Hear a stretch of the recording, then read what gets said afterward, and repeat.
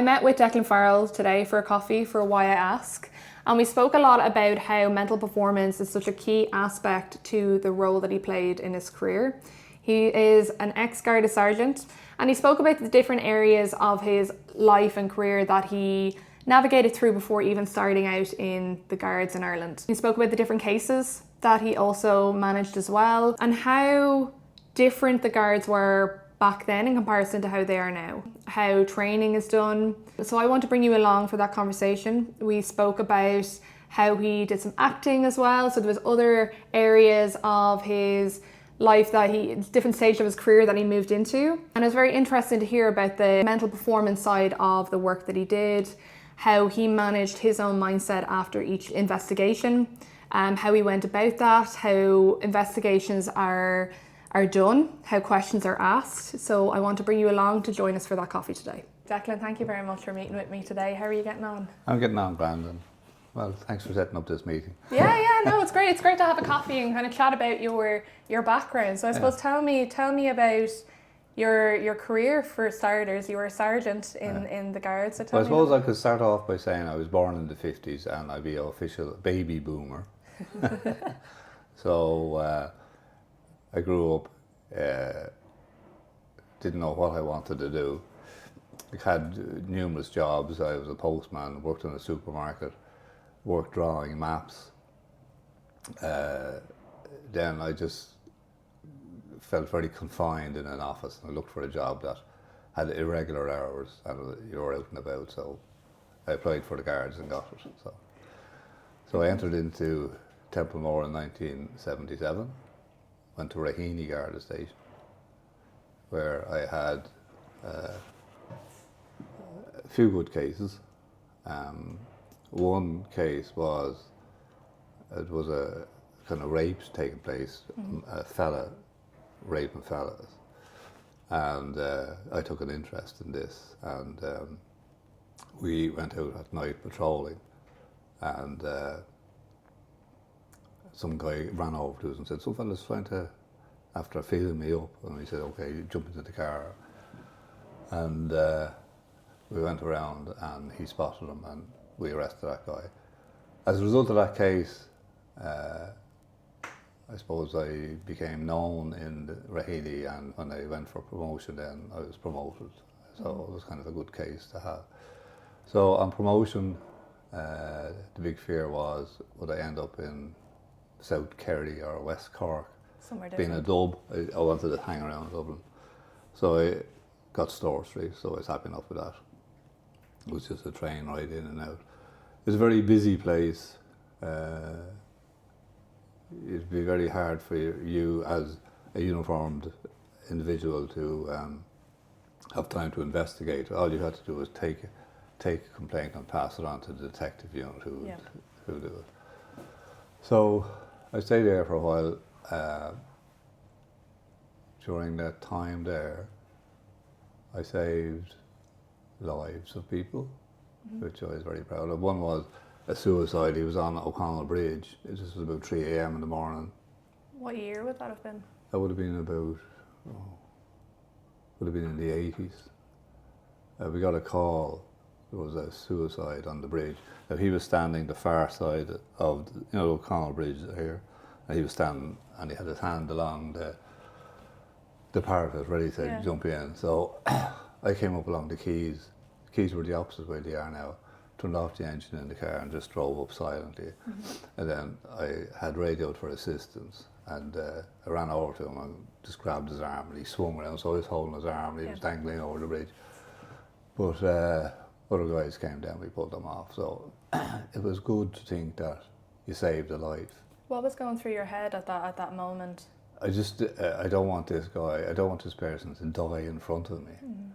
Because when I was in Raheny, there were two horrible events I was at. One was the Stardust. There was a second patrol car on the scene of the Stardust.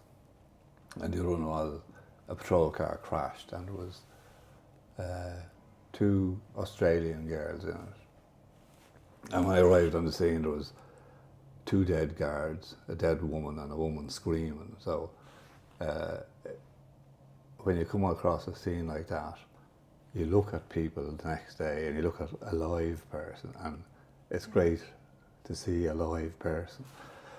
So when I save these people, I save that person from jumping into the Liffey, and I took up scuba diving and did all the courses. When I was on my rescue diver course, an alarm came out, there was 2 scuba divers missing. So we launched the boats.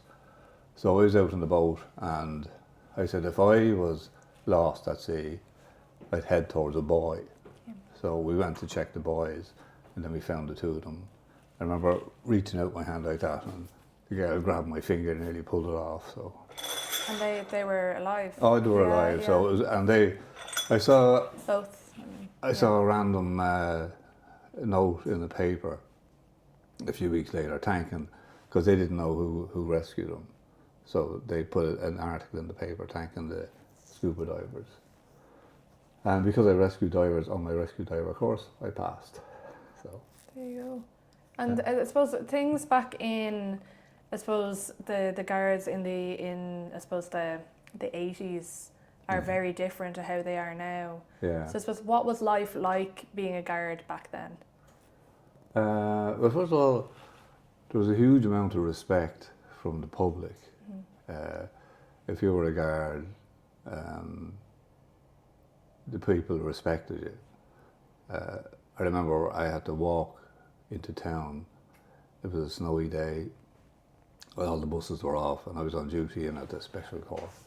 So I decided, I was living in Finglas at the time, and I was walking in, and a taxi pulled up and asked me did I want a lift. He turned off the meter and drove me into town.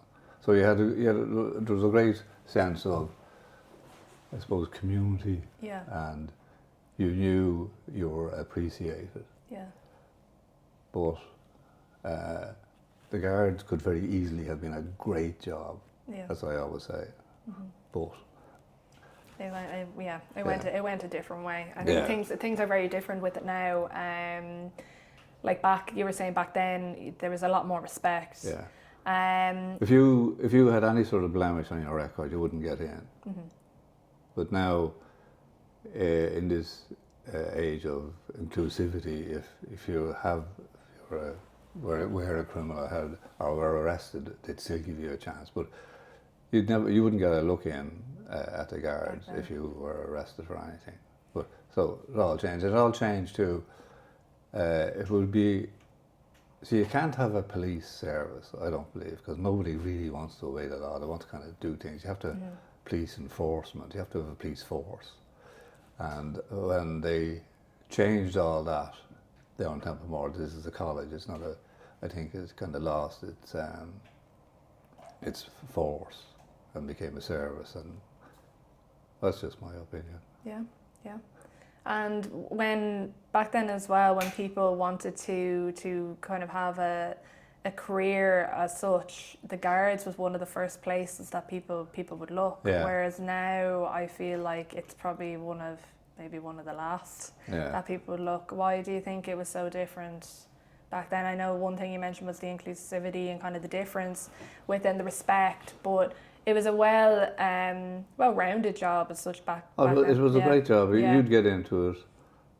If you didn't get the farm, you went into the guards, and you had a job for life. You had a pension, and that was it. And you had the respect of the people.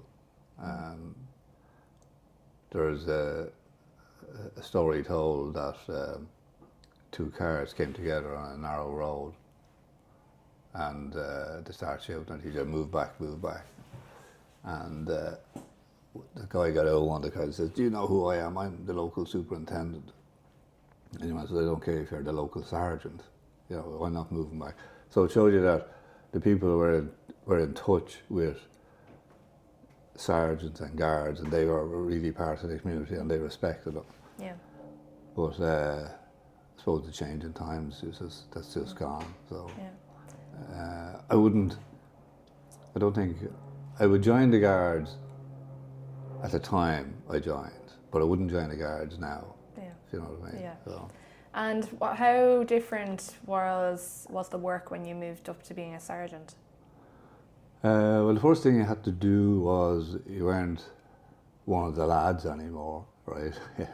Yeah, you were a supervisor, and I treated everybody equal. Mm-hmm. If you could do the job, then I would write well on you and all that. If you couldn't do it, yeah. Well, it's unfair to push a person into a unit that they didn't want to be in, and that happened. There was an inspector there, and the funny thing about the Guards was it was very tribal. If I was a super from Galway and you were from Galway, and I mightn't know you, but yet I'd be your sponsor. Yeah. And this fella, I think he was actually from Galway. He was saying the inspector wanted to put him into the task force. I said he didn't want to do it, you know. Okay. So that's why I would be honest about your ability. Yeah, yeah. And I knew my limitations too. I didn't really want to be a superintendent or anything like that, because I was happy enough to be. If I got as far as inspector, I would have been happy enough, but I didn't. So there was a lot of leadership with being a sergeant. I suppose you were managing a team. You were kind of deploying guards to different so things that would be calls or anything that would come in on that day. How did you manage, if there was any pressure with that, or I suppose managing your team's feelings of maybe pressure with that? Yeah, there was a lot of pressure for manpower in a city centre station, mm-hmm. because I think there was about 30 people on the unit, and there was various posts that had to be covered, and then you'd get a request from, say, the Bridewell that they need people to mind the courts. So I had to make a decision to remove people from, say, the beat on O'Connell Street, because the request for the courts took priority. So if you didn't have the people, you didn't have the people, and sometimes you'd have to even ground a patrol car. I had to ground a patrol car once because the request from the courts superseded everything else. Yeah. So, and you had to spread people very thin, and so. Yeah, yeah. And there was a couple of cases that you were involved in. One was there was phone scams. There was a worldwide fraudster. I suppose was another one. Talk to me a little bit about them. Well, when I decided I would move out of the city centre for the last 5 years, just to wind down and be in a quieter spot. So when I went out to the airport, I had the time to investigate, and there were a few things. There was fraud on Lufthansa Airways, there was fraud on Ryanair, and they used to have girls attached to the duty free, and they have a free phone number, free for you to ring, but the company has to pay for it. And on 2 occasions, kind of weird people would ring the girls and start talking abusively to them, right? And it was costing the company thousands. Some companies that these people rang had to cut off their free phone number. So the only way, I caught both of them, and I was over talking to the girl in the reception in the duty free when he rang. Mm-hmm. So I said to her, talk nice to him if you want to, right? So he came on with all his abusive talk, and she started saying that she'd like to meet him. Mm. And that's kind of a great lure for a weirdo. So I kind of wrote down where she was to meet him and all that. So she named the place and kind of said, oh yeah, I'd love to meet you. And she had a great conversation with him. So I got a female guard and a few other people, and we went down to the pub, and the signal was the girl would sit on a stool on her own with a scarf, mm-hmm. and don't know what this guy's name was now, but say his name was Michael. With the instruction was, if a fella called Michael comes up to you and says, "I'm Michael, take your scarf off," and then we'll pounce on him. Mm-hmm. So we were wondering, would he actually follow through on this? Yeah. We knew he was an idiot for what he was doing, but lo and behold, 3 people walked into the bar, a man, a woman, 2 men and a woman, and we were watching. Of course, he walks over to her, and she starts to pull her scarf. So there was more than one person that came in? Yeah, 2 fellas and a girl came in to meet her. Yeah. So... but you were just expecting one man? One guy, one kind of weird-looking guy coming in. But once she pulled her scarf off, we pounced on him and grabbed him. Wow. The barman thought it was an IRA snatch squad kind of kidnapping somebody. Okay. We had to take out our badge. Yeah. So that was a kind of an interesting case. Yeah, it must have been quite difficult for the girl as well in the duty free, having to kind of go through, I suppose, emotions with that as well. Yeah, but I wouldn't have said to her, talk to him on your own. Yeah. Because I was there with her. She had the protection of everyone. I was sitting there, and there was no way she was going to meet him. Yeah. All she was the giving out the pretense that she wanted to meet him, and he was delighted with that. So. Yeah. So it's very hard to catch those people, you know. Absolutely. How long did it take, I suppose, in total?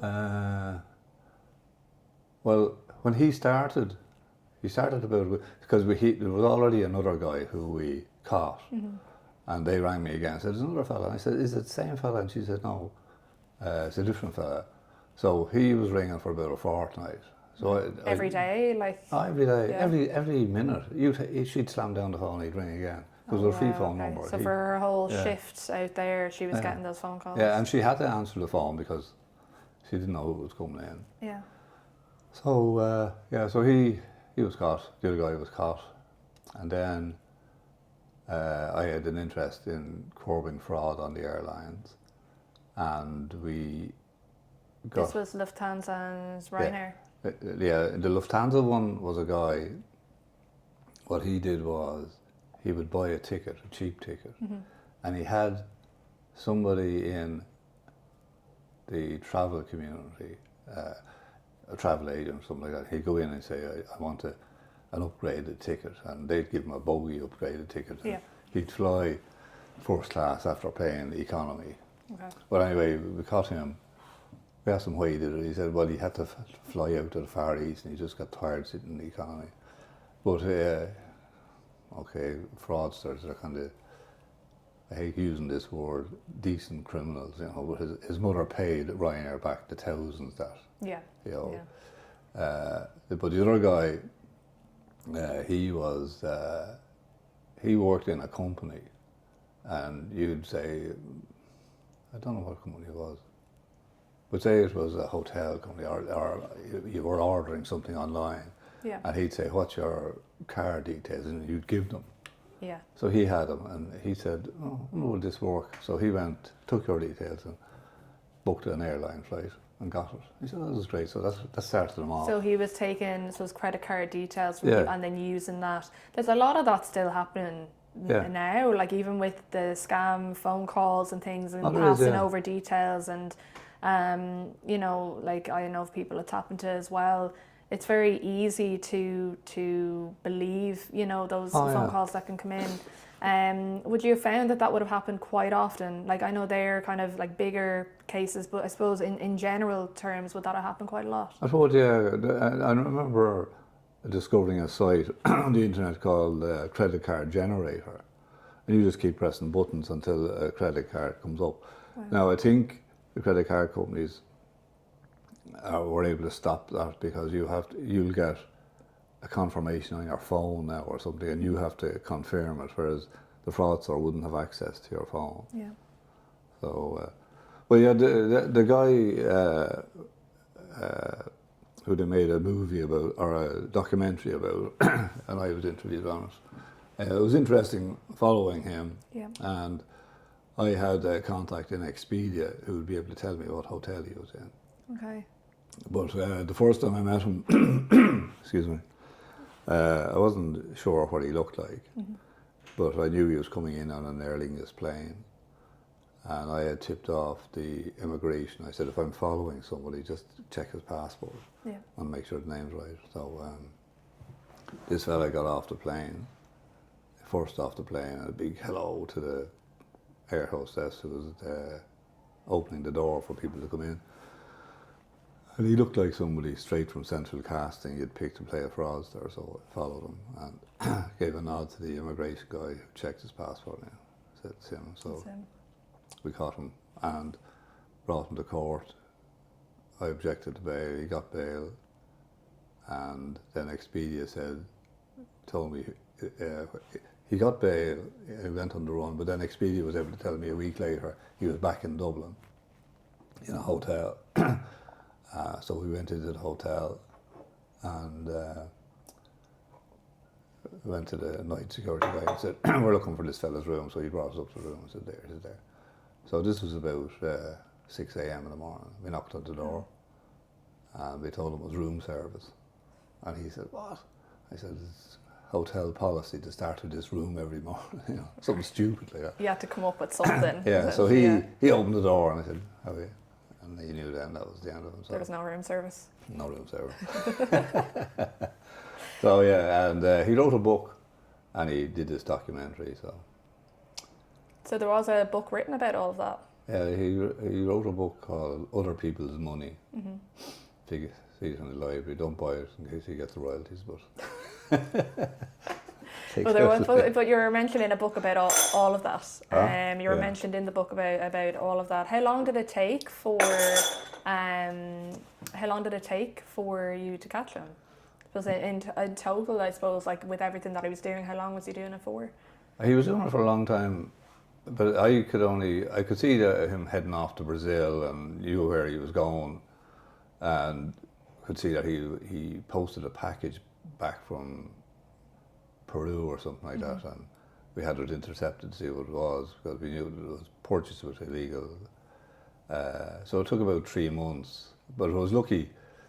Aer Lingus told me he was coming in, so. Okay. So the tip off was Aer Lingus for that one, yeah. Yeah. So Aer Lingus were aware of him. Yeah. He wouldn't fly Ryanair.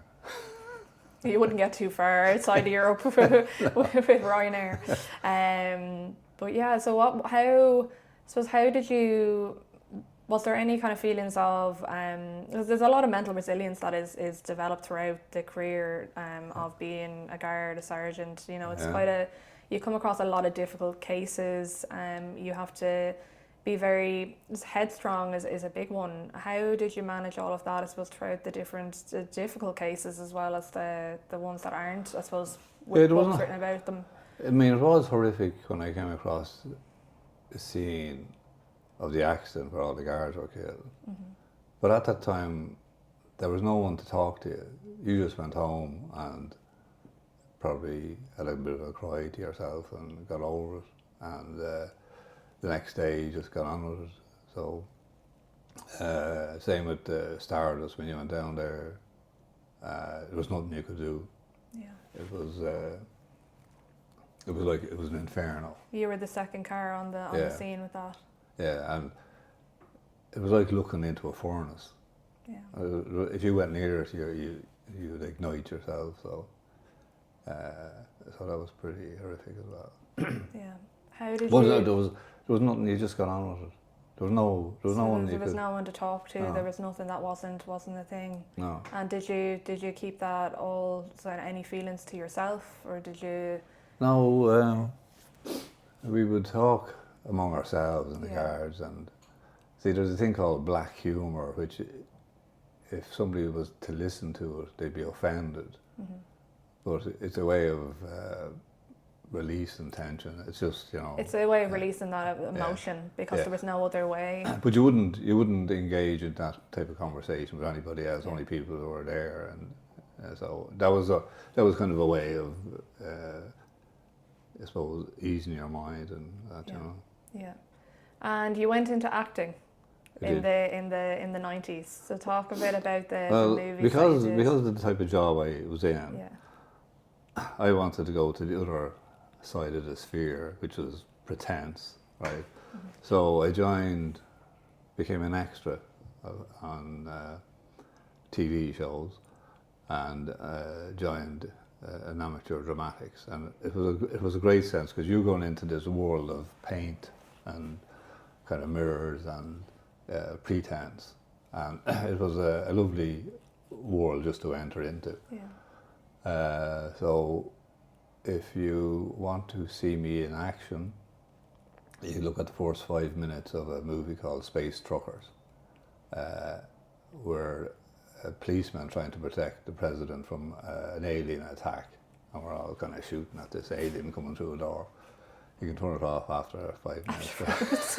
You don't need to watch the whole thing. Yeah, I remember bringing my children to see it in the cinema, and the young fella jumped, they are. Did you leave after 5 minutes? No, I endured it, just in case I appeared again, but I don't appear again, so we were all killed in the first 5 minutes. So then, the other one where you could see me in is Michael Collins. When Brilliant. De Valera is giving the speech, I'm standing behind him holding the flag down, because I was told don't let the flag fly and wrap him, you know, so I was kind of holding the flag like this. But I look like one of the silent movers of the party, kind of sitting there with this grim face, or standing there with the grim face. So, how did you find doing both the movies? Like how was that? Was it an exciting time? yeah, it's because you go there and you have no worries because you're not making this movie. You're just sitting there having sandwiches and waiting to walk on and do your little bit. And you treat it serious, though. You know what I mean? Because you don't want to you wouldn't do anything stupid. If I was a politician on Dev's side, so that's who I was, you know. So, and you just played a part. So how long did it take for, I suppose, everything to be filmed? How long were you needed for both movies? very early in the morning, we had to show up at 6 a.m. and we didn't finish till 9 p.m. So you're on set for the whole day, yeah. And I had a few different parts. As in the Dáil debate, if you have a sharp eye, you'll see me there. And I was sitting at a table in Bewley's when the window breaks and they shoot in at shooting somebody in the table next to me. Yeah. So we were told just to dive on the floor. So That's exciting because I did acting back in the day myself. Yeah. It would have been when I was about 14. I started. I was in the Dublin Youth Theatre. Oh yeah. So down on Gardner Street, and we would have stayed there probably till we were about 20, 21. Yeah. Like I'm 32 now, so it's kind of like once you kind of got to kind of late teens, very early 20s, you kind of stepped away from it, and it was kind of your choice whether you wanted to keep it up or not. But I found it was very great for confidence building. Oh, it is, yeah. Like massively, because you're essentially acting in front of loads of people. So when it came to doing things like public speaking and stuff for me, I found that I'd already developed that confidence quite early on. Yeah. So I always recommend people to go into like acting or kind of putting yourself out there. Do you feel like that really helps? Just like putting yourself into something different? Oh, it is, because you see, when I went onto the stage, I wasn't going on as me. Yeah. I was going on as the character. This is what the character does. So, and that gives you confidence that you can play a character, you know. And because if you went on as yourself, people saying, "What's she doing on this stage?" You know, get her off. So you have to go on as the character. And I was in an Oscar Wilde one, and then I liked being in shows where I had about 10 to 20 lines. I didn't want any more than that. I didn't want to be the main guy. I'd never had that ambition. You want to grow the acting career. So I was just happy just to say a few lines. And, yeah. You know. It's like it's fun. I always enjoyed kind of doing. It takes a lot of time though, and it does, and even learning the lines, like even if it was like a small few, it's still you have to kind of remember everything with it as well. Because I remember I was in The Shadow of a Gunman. There's a character in it called the Paycock or something. I forget. I think it's The Shadow of a Gunman. But I was a British sergeant in it, and we burst into this house and to arrest people. But I remember I was pointing the gun at this guy, And just for about 3 seconds, I was saying, is he to say something to me or am I to say something to him? Yeah. But it seems an awful long time. Yeah. So that kind of frightened me, that The bit of silence. there was silence. Yeah. And because he was looking at me like this, and I was saying, you're supposed to say something. And then I realised, no, I was supposed to say something to him. Yeah, it would take a couple of takes, you Yeah. know, and you do see that when you're seeing behind the scenes Yeah. of movies and stuff. Like, it would be a few takes, and there's always the bloopers, I suppose, the videos of that and stuff. Yeah. You would see all of that as well. Because it is tough to learn the lines and stuff, but it's great that you went into that, because that's like another interest to you. Because Yeah. you know, your career, a lot of people kind of, I suppose, put their whole identity on their career is their identity, but you Yeah. went into other things Yeah. that had an interest That's to very you. important, because Yeah. you're not your job. You Yeah. know, you have to do other things. You know, and I like traveling as well, and I got involved with you know, the paranormal, because is there something there? We don't know. The first encounter, we'd say, well, I was in a car bringing my son. He was only 3 at the time. I was in a crash, and he wouldn't talk for ages. He was okay. Well, he was in Temple Street Hospital for about a week, and I remember going in with him after the accident, and they put him on this thing, and it was going beep, beep, beep, and then it goes beep, as you see on TV, and you're going, what the hell, you know. But when he started to talk, he saw a mural of Pluto on the wall. I said, where's Pluto going? And he said, he's going to the beach. So that was the first thing he said. But then he said something very strange. His great-grandmother, who we call Maul, had died about 4 weeks beforehand. And he said, I was going across to die, but Maul said, get back. Oh. And I was thinking, because that's kind of weird for a 3-year-old to say. So I was thinking, is there something there? And then... did you have a great interest in kind of reading about it and Yeah, I started to read about it, and then I saw something myself. Mm-hmm. But I was in a theatre, the seat beside me was empty. And next minute I felt somebody doing this, putting their hand across me, and I looked down and saw a business card. And I looked like this, and there was a woman sitting in the empty seat. So I was kind of looking at her, and she was as solid as you are. But as I was looking at her, a little mark came on her cheek. And when I looked at that, it was the earring of the woman beyond, and this one just vanished. And I said, what the hell was that? But I think it's something to do with your eyes. If you're in somewhere, your brain needs to know, that's a glass. And if that glass starts moving, you're going to get a fright. So I think it was a combination of shadows coming from the theatre lights. Mm-hmm. And it created this image in my eyeball. That's what I think it was.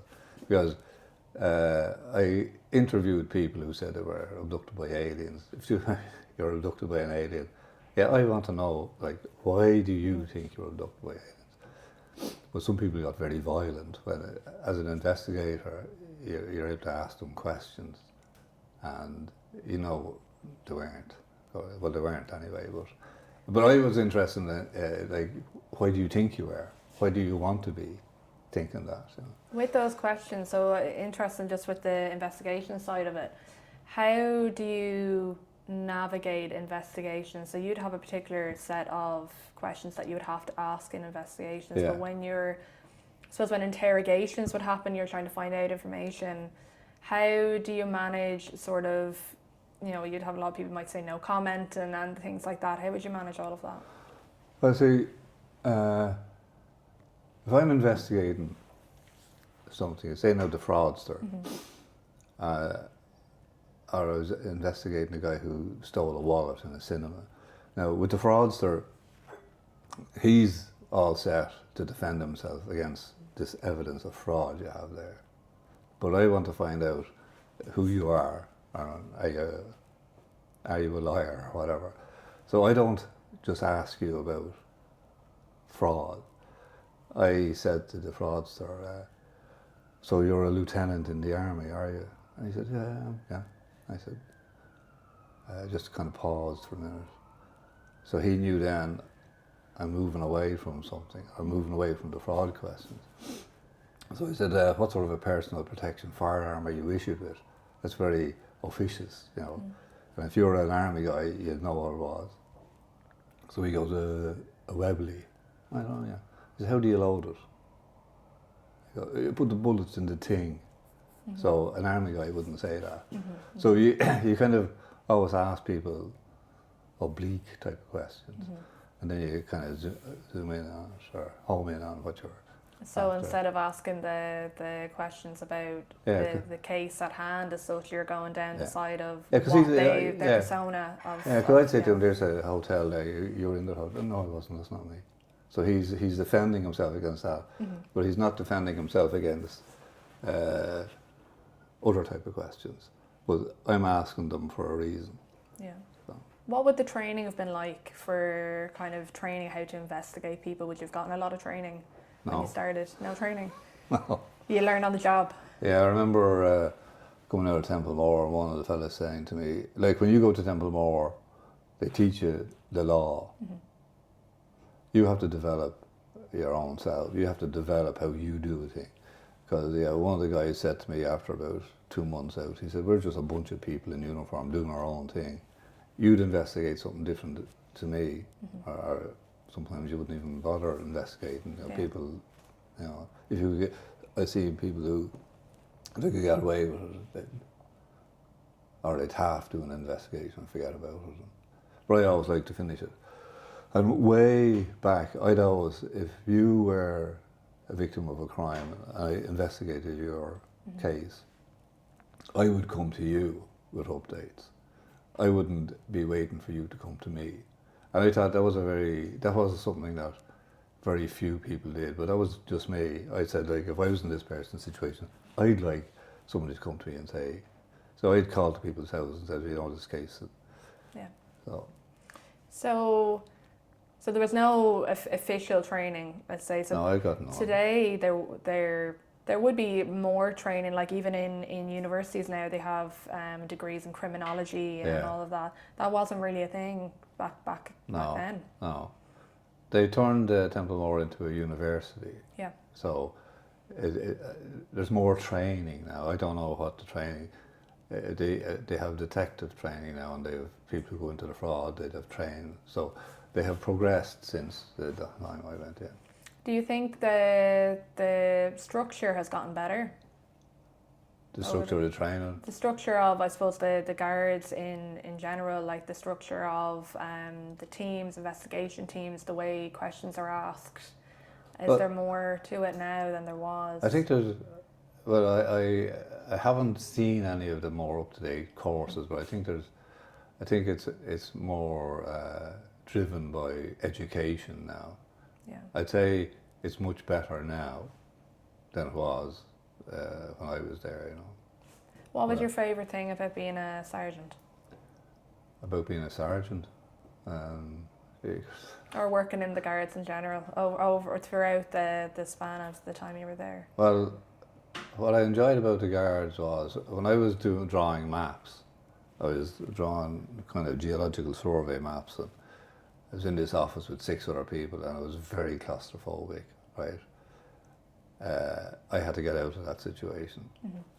So what was good about the guards was that it wasn't a 9-to-5 job. You were off Wednesday and Thursday one week, Friday, Saturday and Sunday another week, so you had all these days off. I enjoyed working night time. I enjoyed helping people. Yeah. And sometimes you'd get people, like there was a woman there and she came into Store Street and she said she has nobody to talk to, and she was going for a cancer operation. And she said she just wanted to talk to somebody, so I spoke to her and gave her some time and told her that I'd like to see her after the operation. I told her to come in and I'll be here and have a chat. So she did. A few weeks later she was back in and everything. And she was delighted that I didn't know anything about her. I didn't even know her name or her circumstances. But she just wanted somebody to talk to, and in her mind, the best person to talk to was a policeman in the station. So things like that, nice. and there was other incidents like that where I would just give people time to talk to somebody, and so I felt that was an important part of the job. But that's not, you can't record that, or you can't.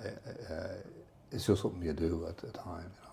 Would you agree that it's a very rewarding job? I think it's a very rewarding role to have. Yeah, what I did, like helping those people, and helping that woman who came in. When I think of that, like, and the people I saved, that makes it kind of rewarding. Do you reflect back on that much? Yeah, I often think, you know that movie, what's it called? It's A Quiet Life, or Stuart in it. He said, if I was never born. So if I hadn't joined the Guards, was that suicide guy, he'd be dead, would the people in the water be dead? Oh, the young fellow who was falling off a wall and I grabbed, he could be dead, you know, so I was just there at the right time. You were meant, at the right time. Yeah. You're meant to be there to help them. So if I didn't join the Guards, would those people be all dead now? So that's kind of, when you reflect on that. You reflect on that. Would you reflect on your career often, kind of the different stages throughout your career? Because after you left the Guards, you went into kind of different things as well. Yeah, no, when I left each job, when I finished with a postman, I was finished with a postman. When I went into AXA, or PMPA as it was called at the time, when I left that door was closed, nothing to do with that. Then the drawing, the maps, door closed, finished. Same with the Guards. If you were to say to me, what did you work at? I'd say GSOC, because that was the last job. Yeah. And of all the jobs I had, that was the best one. Yeah. And my intention was to go in there for 5 years, but I stayed 15 years. And when I was gone, I said the reason I stayed 15 years was because of you guys, the people I was working with. They were a great bunch of people, like your dad and all those. It was just a nice place to work. Yeah. You know, so. Yeah. And I don't think of myself as an ex-policeman. I think of myself as an ex-GSOC guy. Yeah. You know, so you kind of relate back more so to the time you were in GSOC. Yeah. That would be kind of how you would identify your career essentially would be, when I was in. Yeah, the majority of acquaintances, I have probably 2 people I talk to from the Guards, but I have plenty of people. We organise little meetings like your dad did, right? So Dad's always out having a drink or meeting someone for a coffee. From GSOC. So it's a nice little social club now, you know. And okay, GSOC itself is gone, but it exists in this ethereal type of world now. So and we do our Lotto Syndicate. I don't know whether you know about that. Yeah, I do. Yeah, no, he does. He said that as well. So there's a good load of you that would be in the Euro Millions or whichever, which is great. It's great to have. You know, when you leave a job, or even like a career as such, or with the athletes I work with, they would retire quite early, but they would still be very much involved in sport. Yeah. You would still have your friends and people around you, like your colleagues and such, that you would still meet with. Yeah, which is a great support. Yeah, because that's a good thing. Like that Lotto Syndicate is more than just a syndicate, because all the people in it I'm in contact with. Yeah. And I know if I'm in town and I say, oh sure, I'll give so-and-so a ring, meet for a coffee, because this syndicate is in touch with them every 8 weeks. It's a group of people that know each other. Yeah. So,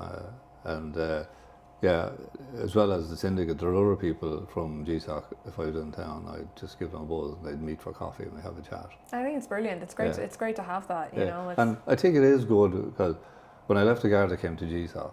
So I didn't need anybody really from the Guards. But now I'm finished work. And I have a lot of time. Well, I don't have a lot of time. You have the grandkids. 4 grandkids. Another grandchild out in Brisbane, so very good. We'll be going out in March to see him. So. Oh, brilliant. Yeah, so Yeah, when you leave the job, it's good to have this contact. Yeah. It kind of helps you, you know. No, absolutely.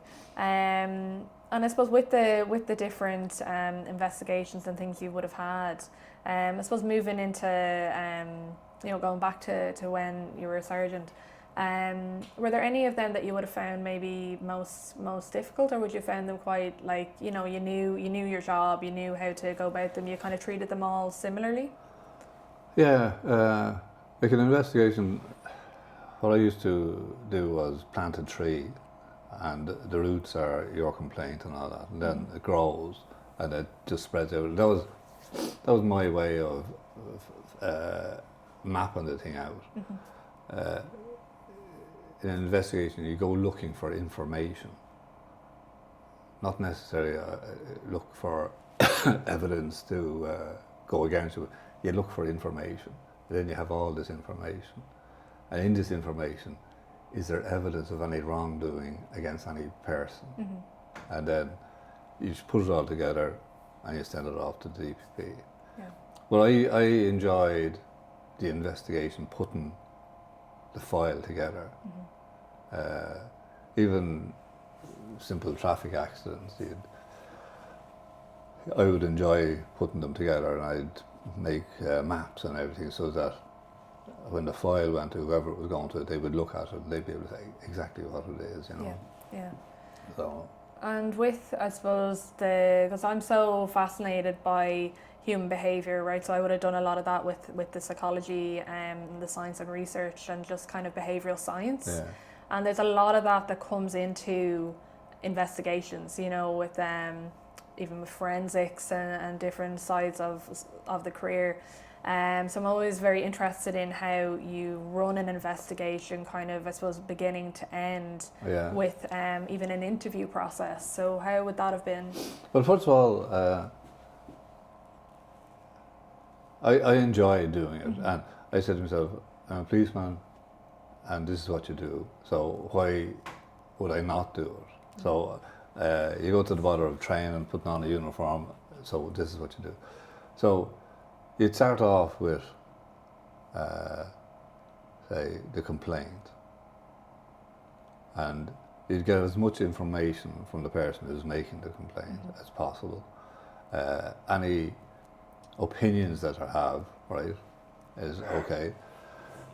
So then you have the groundwork to move on to the next level. So as the tree started to grow, you'd see this person over here may have, I'm trying to think of an example. Well, say the fraud case. What you did, you'd have the complaint. So you'd go to all these hotels and you'd get a statement from the manager of the hotel and get as much information about what happened. Yeah. Then you'd go to the credit card companies and you say, can you give me the fraudulent signatures and all that? So they'd give you that. So you have this. You'd go to shops where your man would have bought stuff, and would you have CCTV footage of the time this guy goes in? So then you have CCTV footage, then you see, okay, we have this guy, he's there, and this is his signature, and then it just grows like that. Yeah. So if an incident happens, if an incident happened out there, you would canvass the area for CCTV. You'd go in and talk to people and did you see anything unusual? Anywhere you can get footage, essentially. Yeah. Because an investigator has a right to ask anybody a question, has a right to ask any question of anybody. And that person can tell you to get lost, and that's it. You can't force anybody to make a statement. You invite them, would you like to make a statement? And it's good if they do make a statement, because you don't influence how a person talks to you. You just get the statement from them, and then in that statement there's information, and then is there information in that statement that matches this statement, And the thing just grows. So you have both statements essentially side by side, and you just see what's matched up with them, and if there's any inconsistencies. I'd get a statement from you, and I got a statement from this person and this person, Yeah. and you would see what this person. Nobody makes the same statement. You'd see something, because when I was in GSOC, we did a training episode, and we were in the King's Inn. This is good, and what we were told to do was, an incident happened, and then you were to interview witnesses. But there was one guy, a kind of a student type fella, he was sitting beside a tree, and he had a bottle of Heineken at his feet, and he was reading a book, and he was instructed, don't go near the bottle, right? Everybody we interviewed, oh, there's a guy who was drinking Heineken. Did you see him drinking it? Yeah, but you didn't, you know, because he was sitting there, and the bottle of Heineken was there, and he was told not to touch it. So we knew. It's all about perception as well. Like one person will say, oh, I saw this, and another person, like if you both went through the same, I saw this before, if you both go through the same experience, one person's eyes will see something different. And it's your perception. Yeah. You're not lying. It's because if I could ask you about something that happened, say, 10 years ago, and you would tell me, and I said, well, here's the video, that didn't happen that way. Yeah. But your mind is telling you, no, this did happen this way. So you can't trust your own mind, your own memory recall. Yeah, you know? yeah. So would you have to be, I suppose, vital as such that you get that statement as soon as possible? Get it as soon as possible. Yeah. Like I'd say if there was a person who was an investigator and they saw something, they take out a notebook and start writing things down. Because if you don't do that, an hour later, it's going to change in your head. Yeah, yeah. So if I saw something, I usually carry a pen with me, and today I don't. But if I saw something that I thought was happening, I just write down stuff. There was a case where some guy was coming home. He was a bit drunk, and he saw an incident. A superintendent I was talking to was telling me this. He saw an incident. I don't even know what the incident was. It was a fairly serious incident. But he saw the reg of the car, and he had a piece of chalk, and he wrote the reg of the car on a wall. And when the investigation started, he said, well, I can't remember it, but I did write it on the wall, and they went down, they found the reg. Wow. So he had the wherewithal, like I'm looking at this, but I'm going to forget it, but I'll write it on the wall. So. Wow, so he just went back to that spot and he was able to tell them where it was. Yeah. Wow. So that was good. What would be one tip you would give someone who, I suppose, has an interest in something, wants to go after something in their career or their life? What's one thing that I suppose you held on to that would have made you go after things? So as you went into the acting and everything because you had an interest in it. So what's one tip you give someone who's kind of wanting to go after something but hasn't yet? Like, what would make a person follow a particular career? A career, something, an interest in their life. Like, what's one thing if they feel that they're held back in any way? No, well, what I would tell anybody who, if anybody is in a job and they get up every morning and say, I have to go into this damn job, that's the time you change your job, right? You sit down and you think, and it doesn't mean you have to go into a job that has more money. Well, if you want money and you're in this job and the money is more important, but it's more important to have a good, healthy mind. Because if I had have stayed in that, drawn little maps and living with these 7 people in this room, I would have went mad. But I knew I had to get out of here. And I was going to apply for jobs in the fire department in New York, and but my thing was, I'm getting out of here. And I remember I did a little exercise. I made this plane, like a glider. And so I went up to the top of the building, the top floor of the building, and I said, I'll fire this little glider that I made out the window and see, because at the back of the building there was a garden. And I said, if I get it over the wall, that means I'll escape. It was all just kind of mental trick. So I remember I launched the glider and it was flying. It was great. And then when it went beyond a building, there was a crosswind and it bent the wing. Of course, with the wind, the thing crashed into the garden.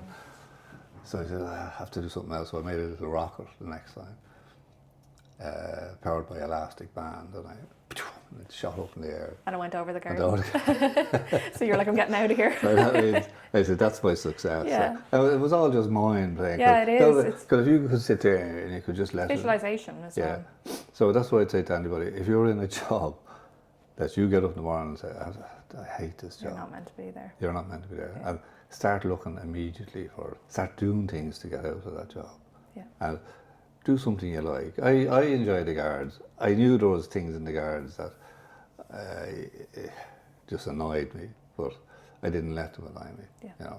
So there's very few people in the guards I'm in contact with now, and but I enjoyed the work of the guard that I was doing, investigating and helping people. I enjoy that. You have to enjoy your work as well, and that's it. Like, it's like you don't want to be waking up every morning feeling like, oh God, I have to go and do this now. You have to love what you do. No, and I remember I was in Storefleet and I set up units at night to watch for burglars, because there's terrible burglary and we'd have fellas on fire escapes and everything. And we caught loads of burglars, but there was a sergeant there who complained about it, wouldn't let me have staff to do it. Mm-hmm. So I said, I can't work with this guy anymore. So what do? You move. So I went up to the super and I said, just need to change unit because my wife is working and have to mind the kids and all this stuff. And he said, well, what unit would you like? And I said, Unit C. And he said, Unit C, start on Monday. Yeah. I said, that's great. And I said, the real reason, I said, I can't work with that asshole. So you told him after. So you get out of a situation. So to answer your question, if you're in a situation that's annoying you get out of it.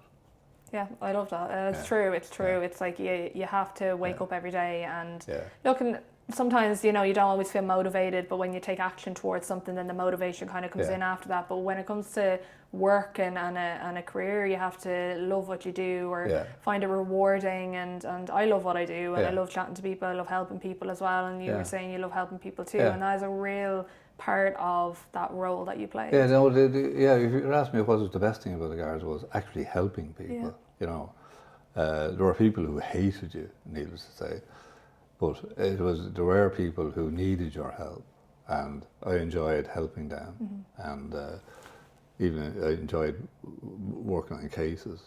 Yeah, no, it's interesting. Like you've helped a lot of people. You've done a lot of cases in your life. And Declan, thank you very much for meeting with me today and having a coffee with me and talking about your story and the cases, the career, the acting, kind of when you went into GSOC and everything as well. So thank you very much for meeting with me today. Thank you. Okay.